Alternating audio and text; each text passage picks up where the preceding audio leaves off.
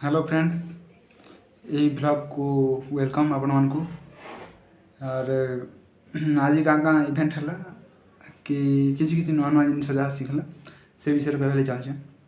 तो पहला फास्ट ही कहमें आमर सरस्वती पूजा लगी आज माँ सरस्वती पूजा थिला। और समस्त खुशी मन रे पूजा कले, नुआ सार्ट पिंधे, नुआ सब किसी करते खुशी रहा। तापरे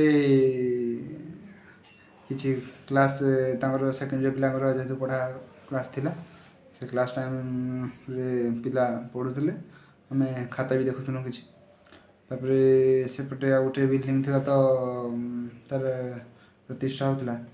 और हाँ, आमर संध्या बेले गोटे ओडिया पीजी वाला सहित कथा हेली। नॉर्मली कथा बेलू बहुत किसी शिखा मिलला।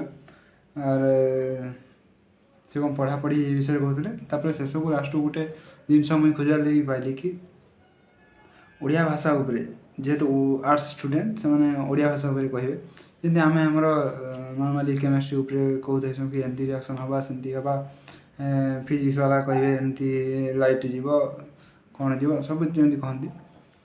किंतु तांको उपरे भी बहुत बड़ जिनस अच्छी कि देख आम जेन मातृभाषा कहूँ ओडिया भाषा है ना, ओडिया भाषा सेपटू आम गले संबलपुरी भाषा।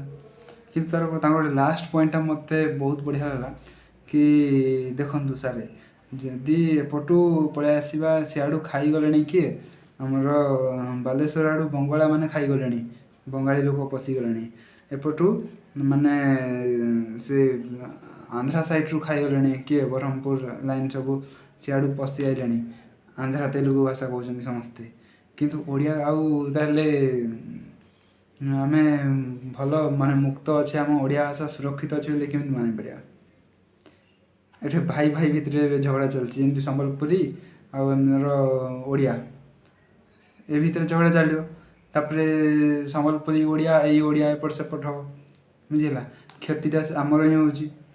से ओडिया पिला माने ही माने मत देखुले से भाषा कोश सबुथ अच्छी, ओडिया भाषा अच्छी, आमर संबलपुरी भाषा भी अच्छी, से सांताली भाषा सब प्रकार भाषा अच्छी। मैंने एराक रेखा हुए मत बहुत खुशी लगे एराक शुणी। तो आमे ही माने निजको फील करा कथा कि आम ओडिया बा आम संबलपुरी कि आम आमर जो नेटिव लैंग्वेज को लेकिन आम आमर निजको फील करा आम वी आर बेस्ट।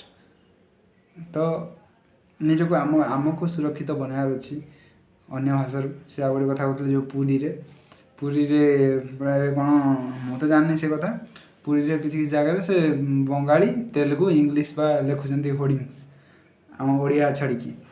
तो सेटा गोटे केड़े बड़े बड़ जिनस देख माने जो ओडिया भाषा नहीं तेलुगु बंगाली एराक लिखिले आम कौन उन्नति करवा जब केवे जीव आंध्र सेठे देख इंग्लीश नथिबो कि अलग को लैंग्वेज नथिबो तांको भाषा ही थी।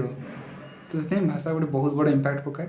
सो आम ही दाई आमर केता को आमर जेनरेशन नवा। So thank you.